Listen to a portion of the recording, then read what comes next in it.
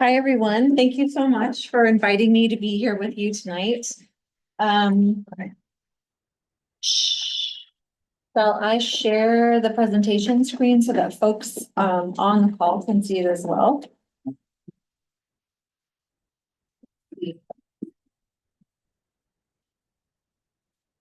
More? No? Share. Oh, share. Please. For this one. So, yes. Can I just get a quick thumbs up for folks if you can see the presentation on your screen? Yeah. Thank you so much. Yeah. Thank you. Thank you so much. Again, thank you for having me here. My name is Sarah Hartstein. I've been with Benton County Public Health since 2007 and have served in various roles. Most recently, I am now serving as the Public Health Division Director as of November 1st. Need to make it big. And so I am still getting my feet underneath of me. But I would love to just give sort of a general public health overview. Many of you are probably already familiar with what public health does and what it has to offer. But I was going to start a little bit high level and then narrow down to what's happening at Benton County Public Health here locally. Great. So just overall, public health operates at the confluence of community and science.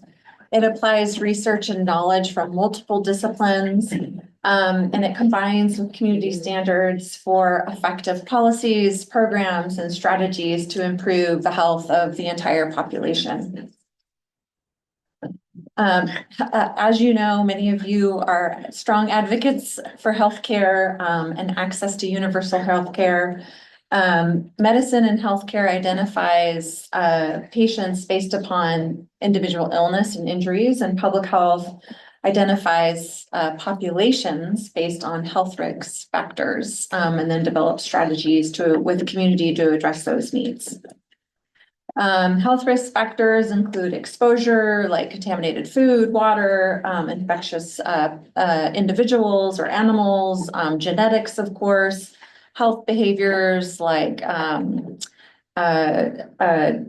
diet and exercise, or drug use or sexual activity, and then the social determinants of health, which are the non-medical factors that impact health, which are the conditions that we live, work, learn, and play. And overall, we know that this plays a large role in how, in the opportunity that an individual has to be healthy. So from access to education and quality jobs, to ensure economic stability, from access to high quality healthcare, and the environment in which we live. So is our environment safe? Are our neighborhoods walkable? Do we have access to green spaces? And our connection with communities plays a large role in our ability to be healthy. This is just another way to look at this. Socioeconomic factors that we just went over, economics, job or education, job status, etc., along with our physical environment, makes up 50% of an individual's how it impacts an individual's ability to be healthy.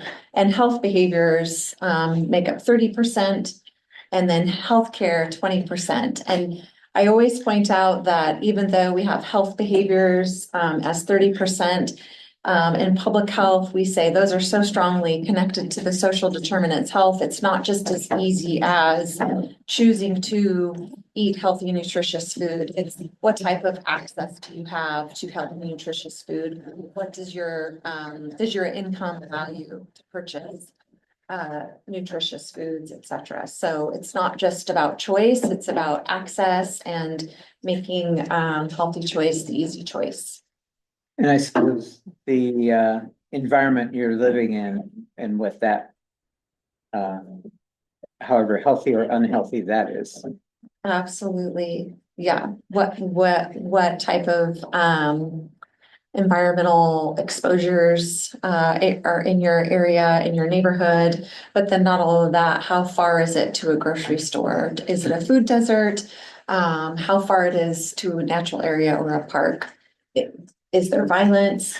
Do we feel safe in our neighborhood? Is it noisy? Are we right along a highway or a busy street? All of those play a role. The county health rankings and roadmaps that Robert Wood Johnson supports every year. It's another way to look at this, and they use indicators to determine how healthy a county is, based on health behaviors, clinical care, social and economic factors, and physical environment as well. That's worth checking out if you haven't looked at that website. It can give you a nice breakdown of the indicators that they look at to determine that. Benton County tends to be at the top in Oregon, usually in the top 3. I hear people express some joy and some pride around those numbers, but it also has so much to do with demographics and what our income and education level looks like in a community. And sometimes those rankings will bury pockets of poverty in our community. And so we don't look at those too closely, other than who is in our community? What are the populations in our community that have disparities in health that we can connect with, work with, and identify strategies to close those gaps? The core functions of public health include assessment, policy, and assurance. And so this really is collecting and analyzing data to help inform solutions to health issues, policy development to implement interventions or to address change, and then making sure that these program services are available in our community. So just really quickly, overall public health in Oregon, in 2017, Oregon Health Authority, along with local public health authorities, informed and adopted public health modernization. It's a framework for public health services in Oregon, and the goal is that every local public health department across the state, no matter the size of the county or the financial resources that they may or may not have based on local government contributions to that work, that they would have a framework that would align across the state. And that includes foundational programs and foundational capabilities. And the foundational programs include communicable disease control, prevention and health promotion, environmental health, and then access to clinical preventative services. And foundational capabilities. I don't know if you can see that on the screen from there, but it includes leadership and organizational competencies, health equity and cultural responsiveness, so that we're addressing health disparities and that we're providing services in culturally and linguistically responsive manner, assessment and epidemiology, policy and planning, communications, and emergency preparedness and response. And Benton County, for the size, we have a pretty robust public health department in comparison to other counties our size, but we're still always sort of reaching for that public health modernization goal. We'll be developing a plan this year that will help us get to where we know we need to be in the future with more resources. Communicable disease control includes surveillance, so monitoring trends of infectious disease and outbreak, investigation, and intervention and control.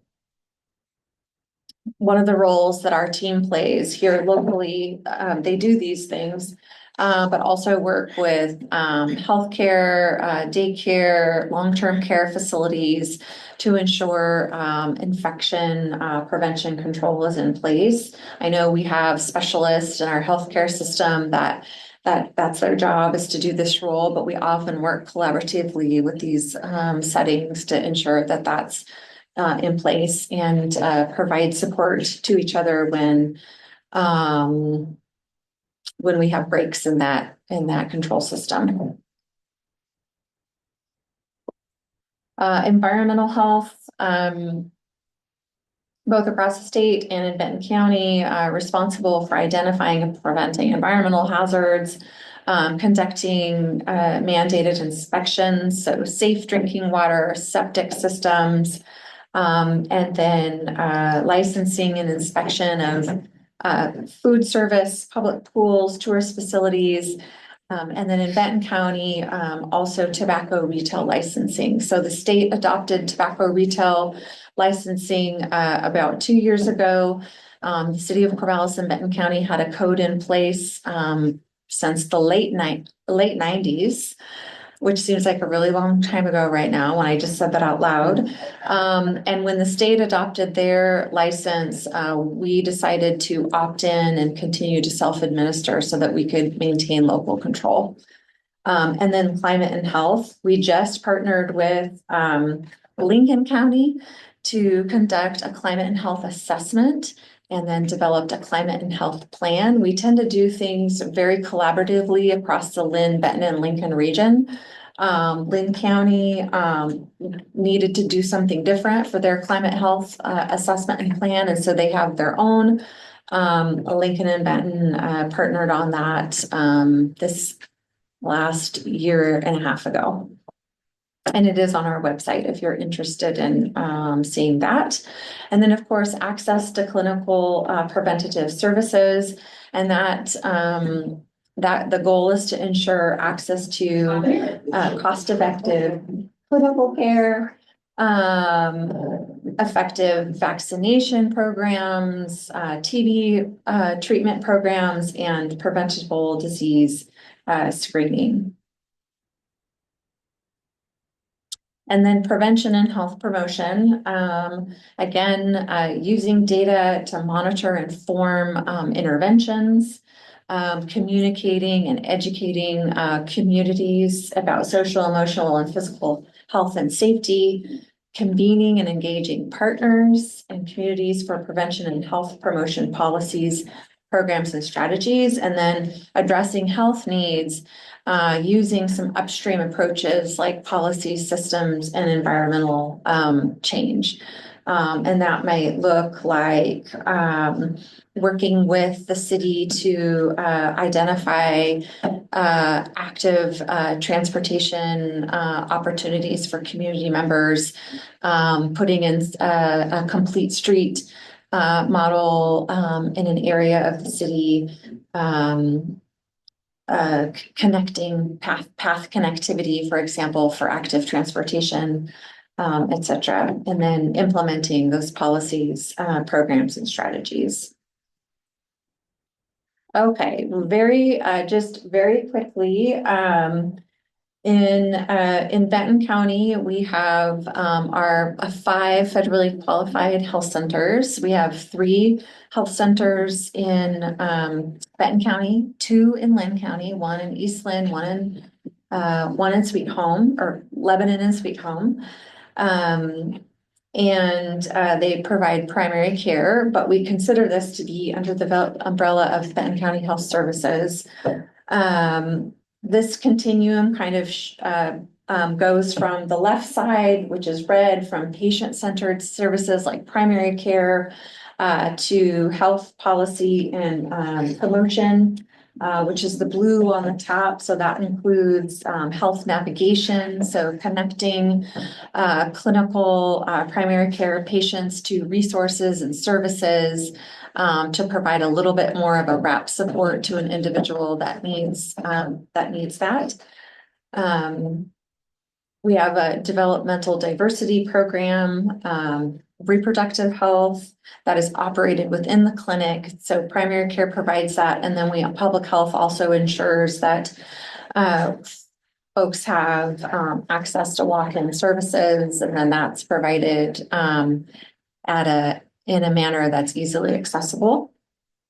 And then women, infant, and children services. I think I don't know if the federal government will move forward with changing that name, but there has been a lot of questions prior to this current administration about whether that name is still reflective of the population we serve, because we do know that families come in many different shapes and sizes, and that we might have a parent that does not identify as female, but that is lactating or potentially gave birth.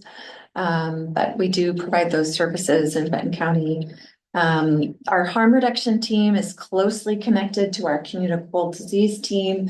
They provide essentially communicable disease prevention to those who engage in high-risk sexual behavior or engage in drug use. And so that involves syringe exchange.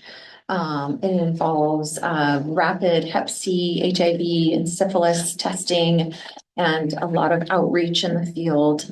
And of course, connecting folks to services and treatment when they're ready.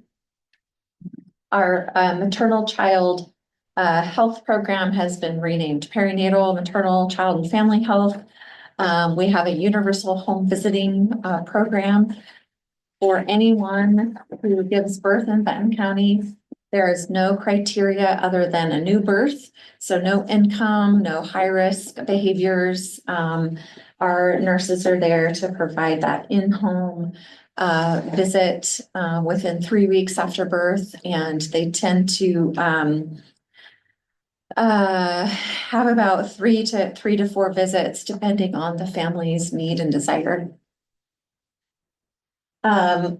As we move into the green portion, the right-hand side of this rainbow, we start to see our more population-centered services like our epidemiology and data science program, Healthy Communities team, which focuses on upstream prevention, policy, system, and environmental change, emergency preparedness and planning, and our environmental health suite of services, water and septic, food safety, etc.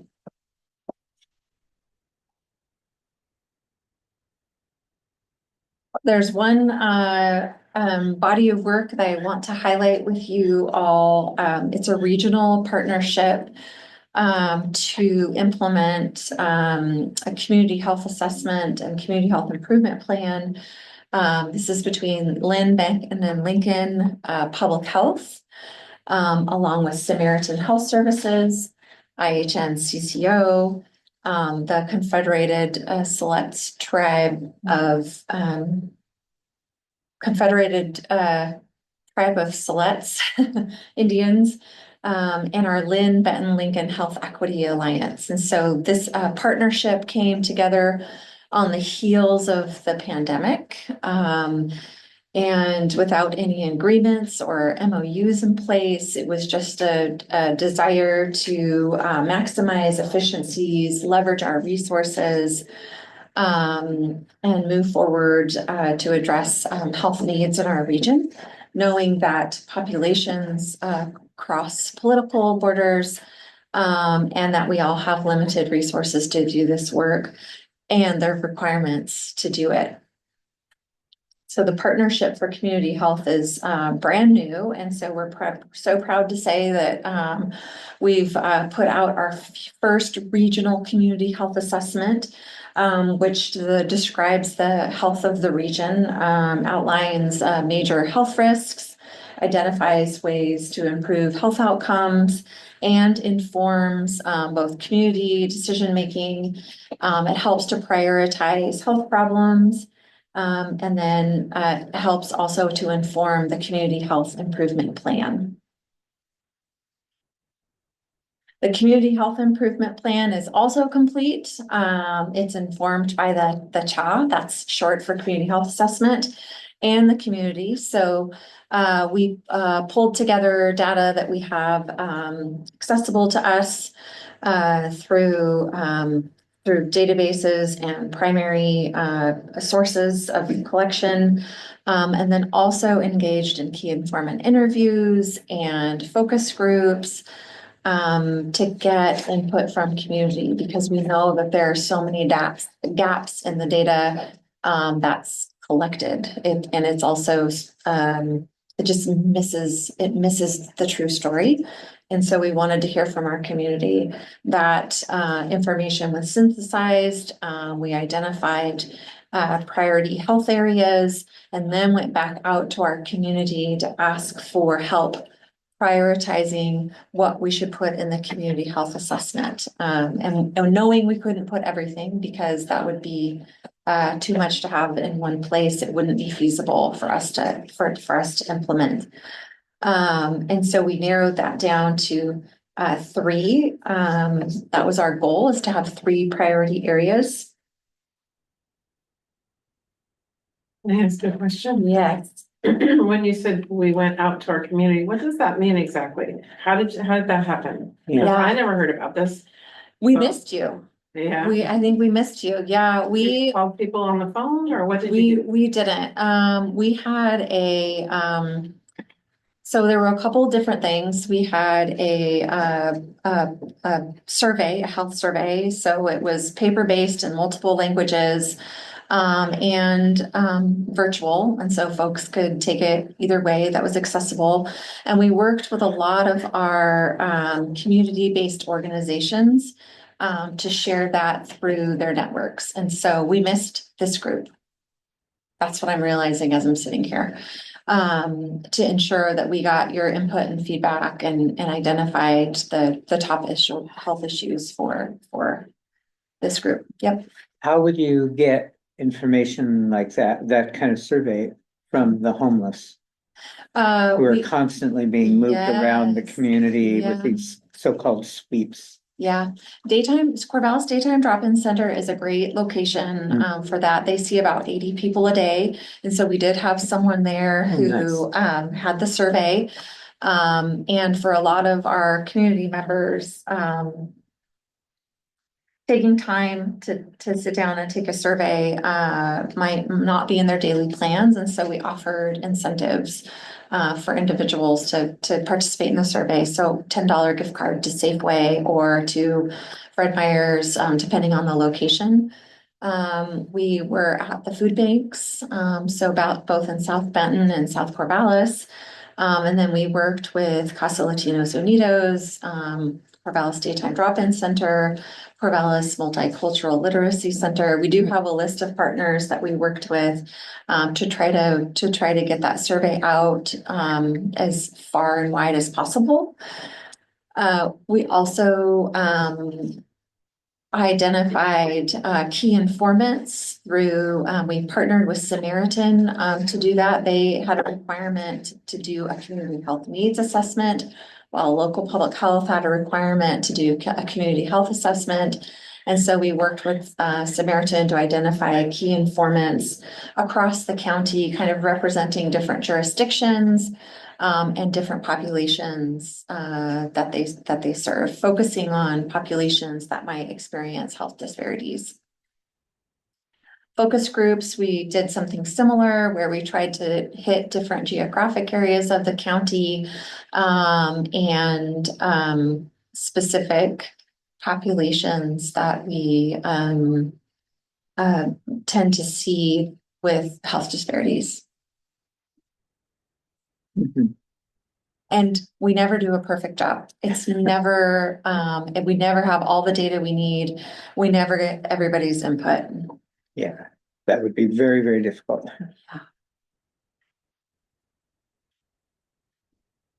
All right.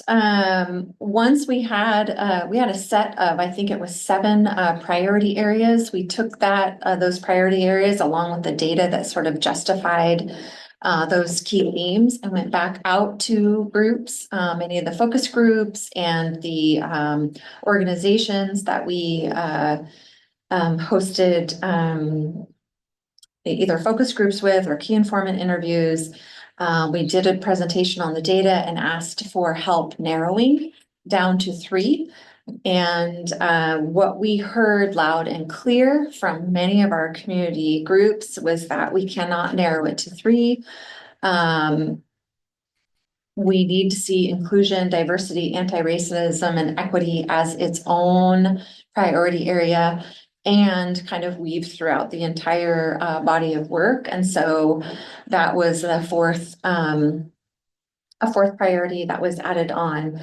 The Confederated Tribe of Siletz Indians did their own process. Data sharing is tricky.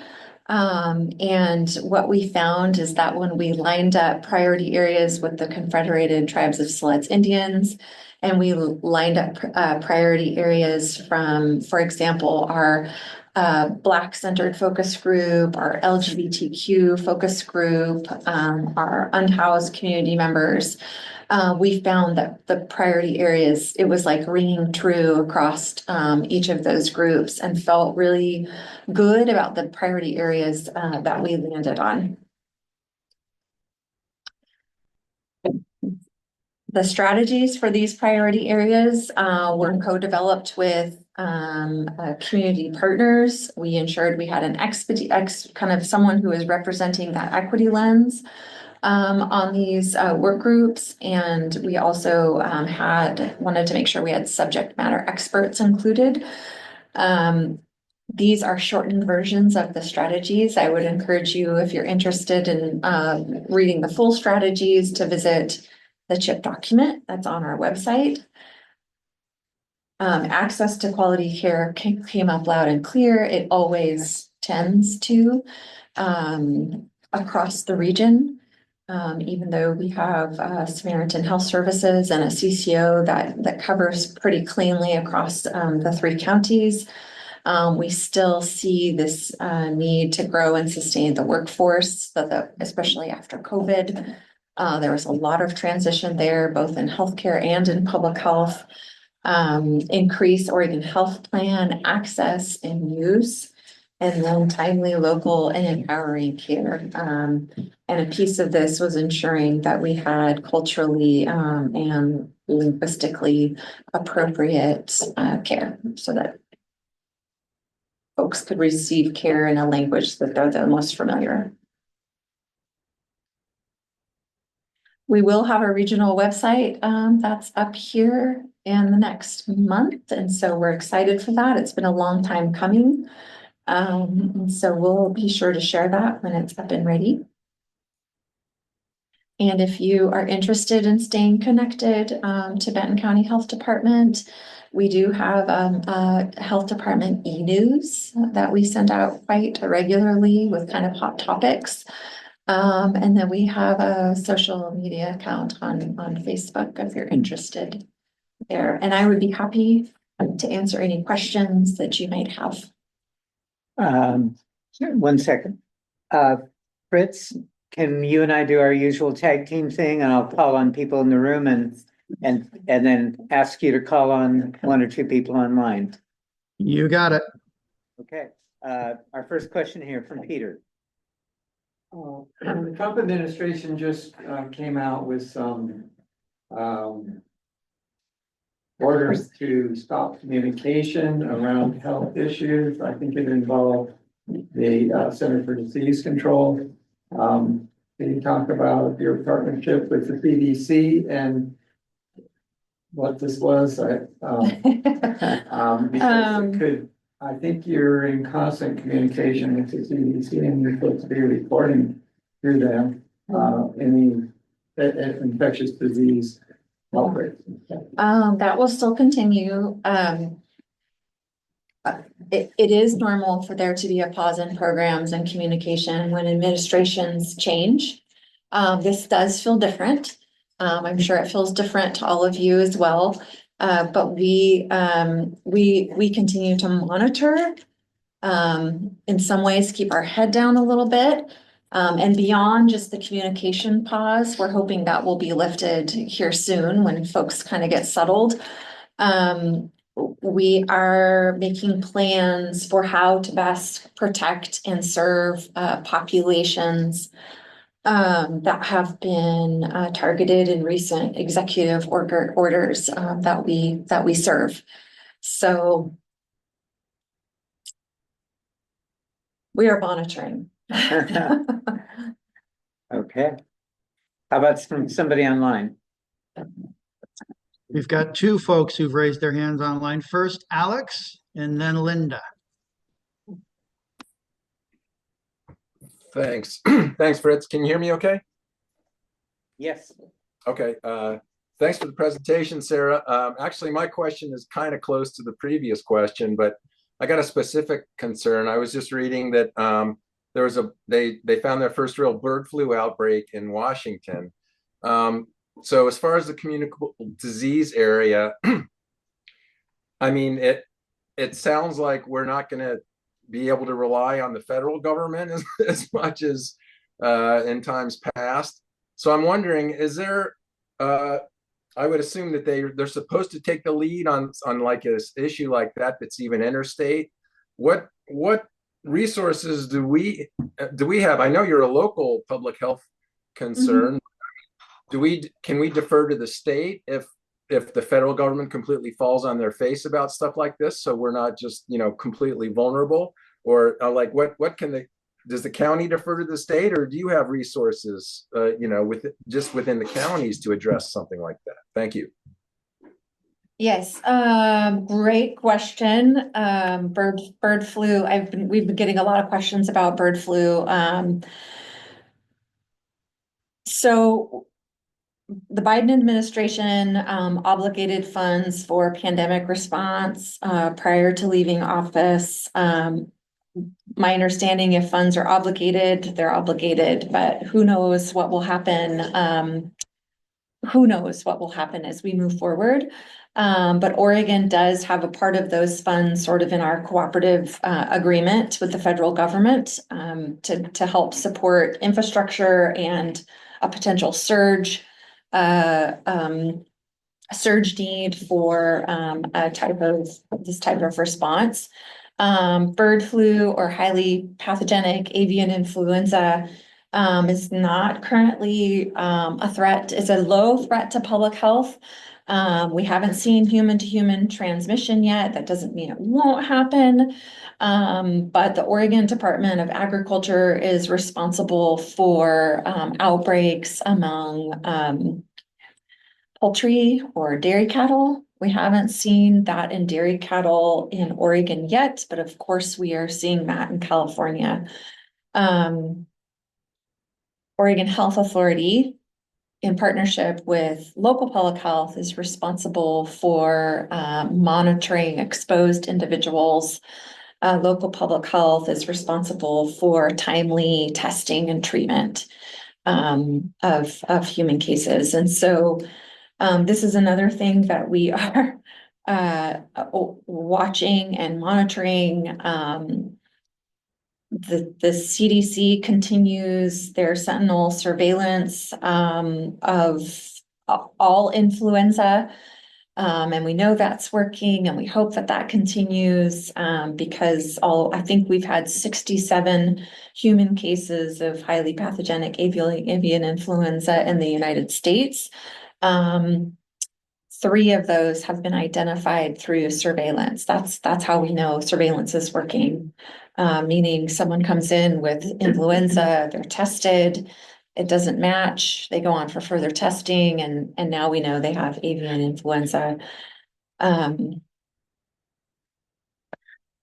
So the question is, will we have the same type of resources that we may have had during COVID for a robust response is the question. And right now, we seem to be okay, but again, things change rapidly, and have changed rapidly in the last few days.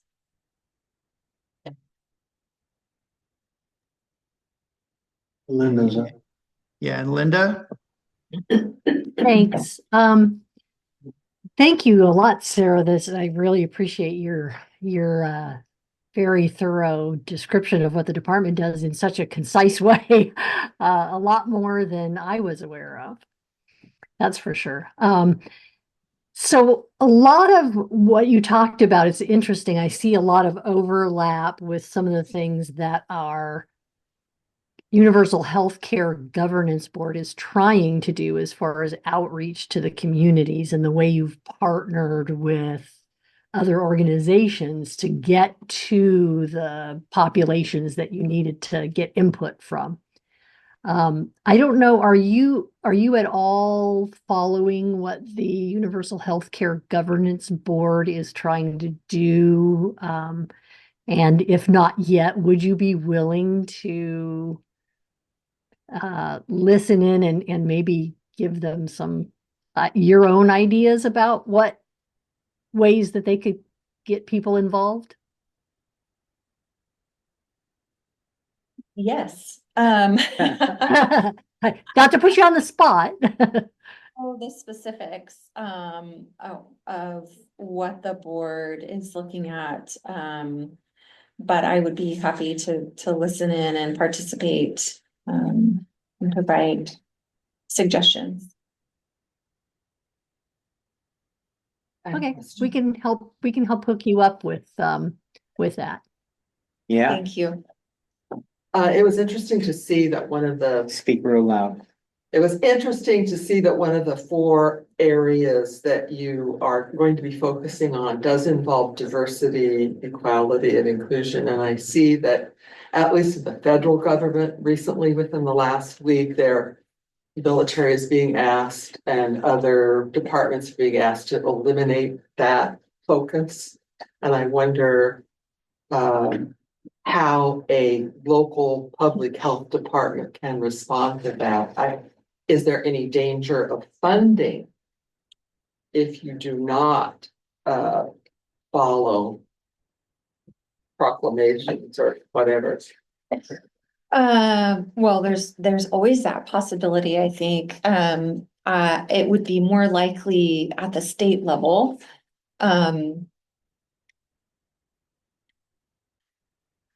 Yeah, we are just sort of holding our breath a little bit, waiting and seeing. The other conversation we've had is there's sort of been I'll just step back for a moment. IDARE, or the inclusion, diversity, equity, anti-racism priority area, that really came out of these gaps in data that we have that don't tell a true story about a person's situation. And so one of the strategies is to pull together a data task force and look at data, capturing data that can tell a better story about what's happening with our transgender community members, for example.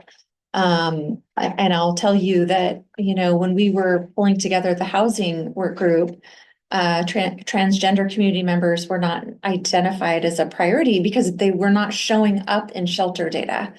And one of our community members that identifies as transgender said, it may be because you're not asking the right questions or because the individual doesn't feel safe in that space, and so they don't go there. And so that's sort of one of the things that we want to look at a little bit more deeply is what is our data collecting and not collecting. So there has been a push at the state level and at the local level to capture and collect real D and SOGI data. Real D is race, ethnicity,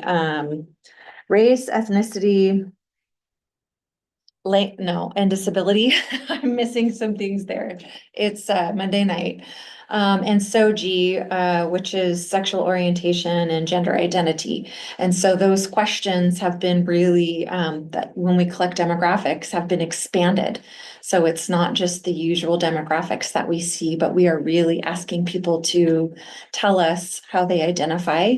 And the question on the table right now is, do we continue to collect that information? Does that put anyone at risk? Does that now feel like a threat? So there are just things that are now being wrestled with that we weren't wrestling with a month ago.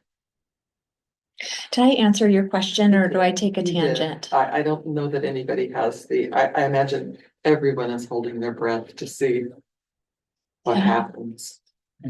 Yeah. There is a lot of trying to stay under the radar. That's occurring right now.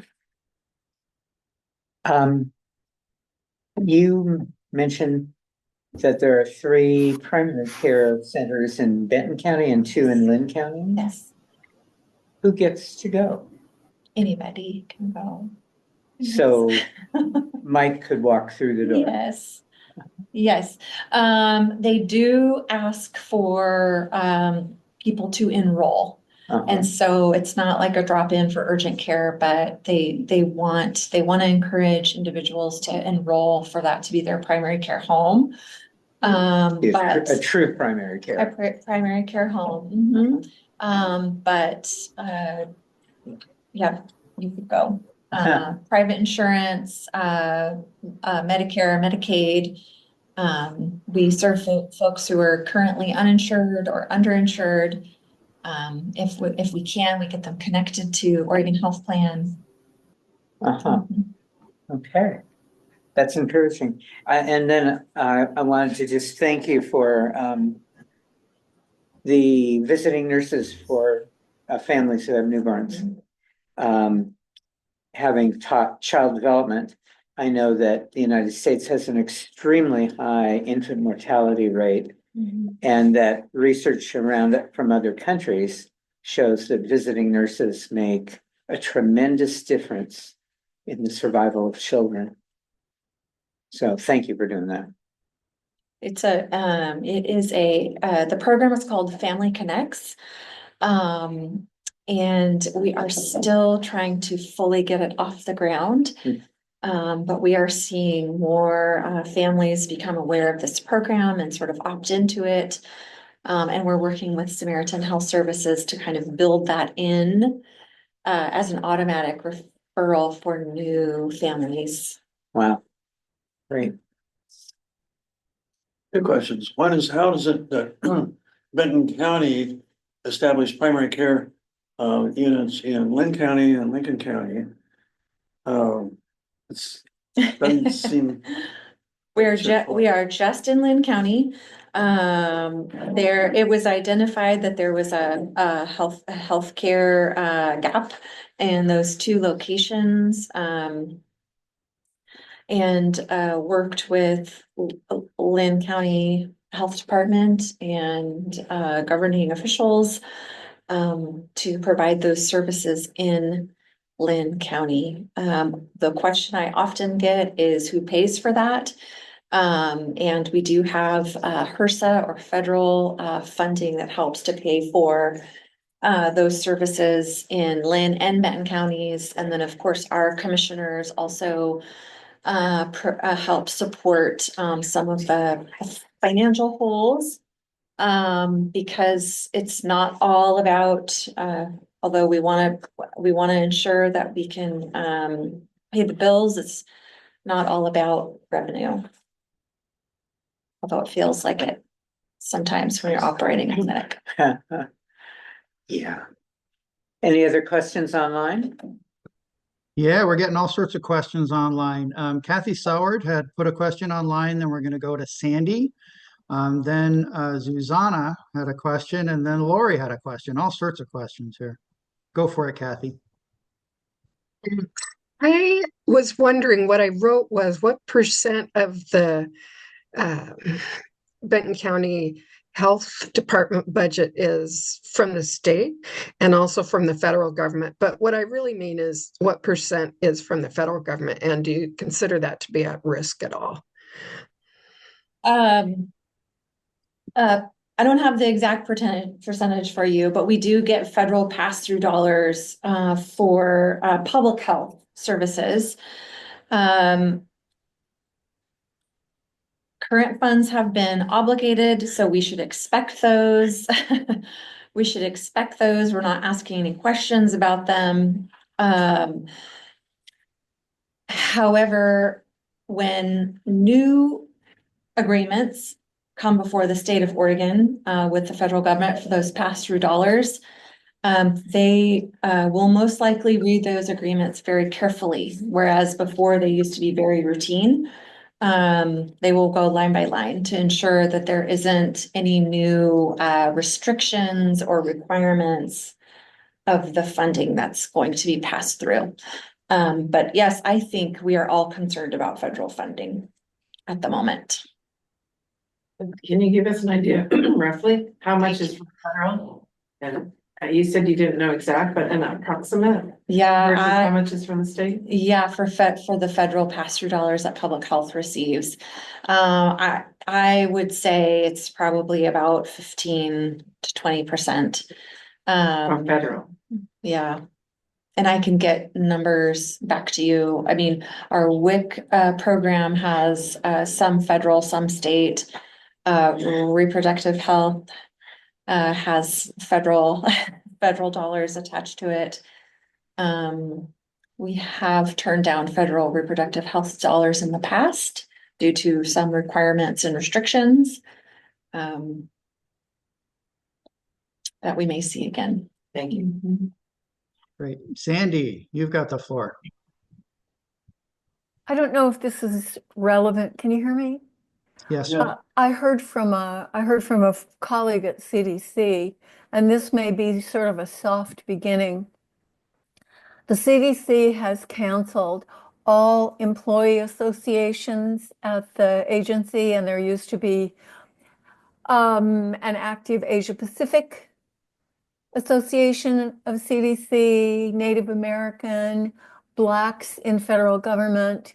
They've all been disbanded and removed from the website, and a note has been sent out from the Office of Management and Budget and the Office of Personnel Management that these entities, if they have anything to do with diversity, inclusion, and equity, no longer exists. So it's every single employee association, and there were hundreds of them, and they're all gone. Centers for Disease Control and Prevention. That tracks with what we're hearing about this administration's view on any type of EDI work or education, which is unfortunate. All right. We have a question in the chat from Susanna. Do you want to ask it yourself, or I can read it? Sure, I can ask Go it. for it. Go for it. Just curious if Corvallis is still doing a sewer surveillance for viruses such as SARS-CoV-2, COVID, polio, influenza, because I mean, if we don't get information through CDC, I feel like that's pretty important on the local level to know what's going on in the community, as that's a pretty good indicator. Yes, OSU wastewater surveillance is still occurring. And they have several sites all over Oregon. I believe they've also added avian influenza to their list of viruses that they're testing for. So we do get regular updates from them, email, and then we usually meet with them to go over all of their data in presentation form at least annually. But we can track that. You can also see that on OHA's dashboard. You can yourself go and look at wastewater data and see trends. Thank you. Great. And Lori posted a couple of really good questions in the chat. Lori, floor is yours. Yeah, so do you need to be a resident of the county to access healthcare services at Benton County? No. Okay. So are you seeing, as a result, are you seeing an influx in Benton County from other counties or from even out of state? I do not have that information for you, because of which side of the house I'm on. But usually what we see is, movement between Lynn and Benton counties. Okay. I can inquire about that and get back Yeah. to you. Well, yeah, I was just curious because I know Planned Parenthood centers, have seen an influx given the policies that are in Oregon. So Eugene has seen an influx from out of state. So if you are providing reproductive services, I was just wondering if that is helpful for people that may not have access to those services in their own state. Yeah, that's a very good question. Okay. Yeah, Lori, I know you had a second question there, Yeah. regarding relationships. Yeah, I did. So what's the relationship between Benton County and Public Health Center and the other health centers in other counties? I mean, do you coordinate? Do you talk? Are you fairly independent? Are, you know, quality better in some places than in other places? I mean, what is that relationship? What is the relationship between Benton County Public Health and our community health centers of Benton and Lynn counties? No, in other counties in Oregon.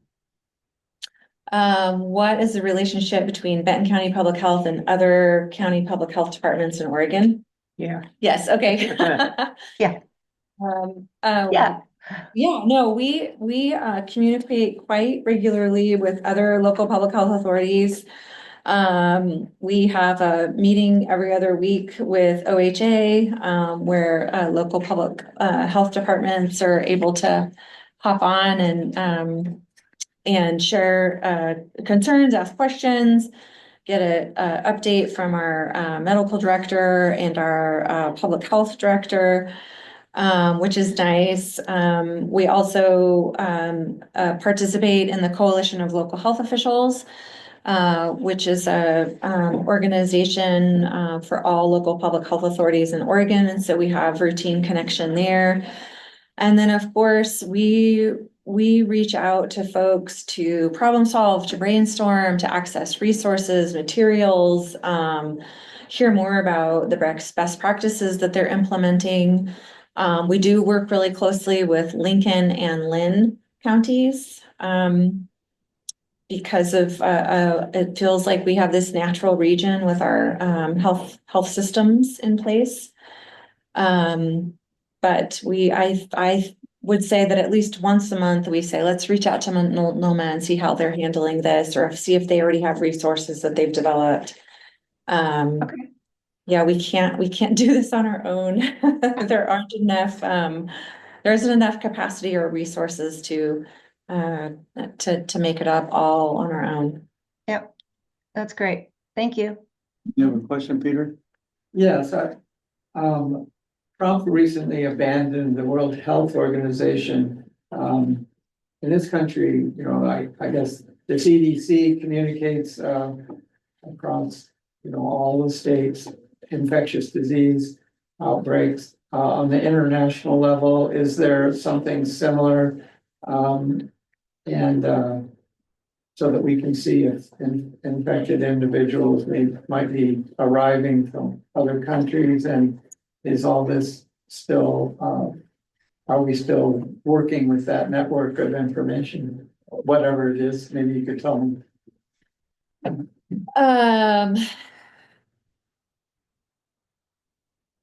As of right now, the state is still partnering with the CDC to identify individuals that are traveling, and may have been exposed or may need to be monitored.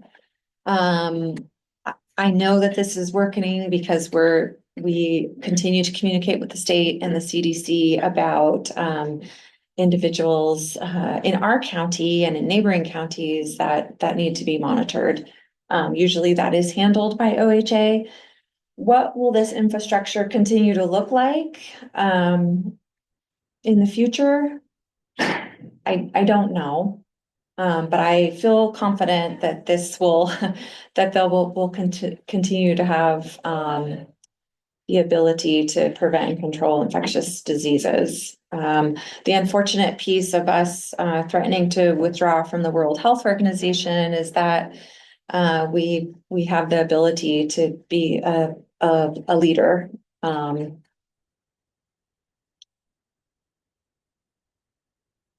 But we still get information that it comes internationally about infectious disease, just as before.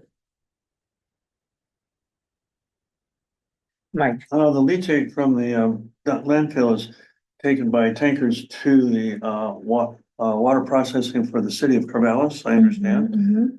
And do you see in the future the ability to monitor for things other than biologics, but other toxins, plastics, and so forth? The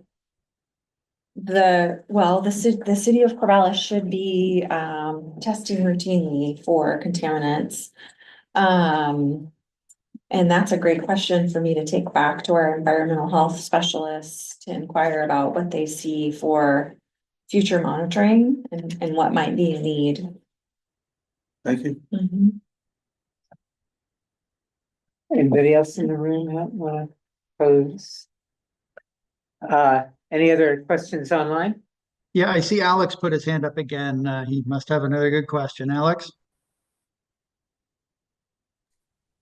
Well, I don't know if it's a good question, but it's a question anyway. So I'm just curious, what I know it'd be really hard to say, but just if you have some idea, what percentage of your services are utilized by the homeless population versus the rest of the population?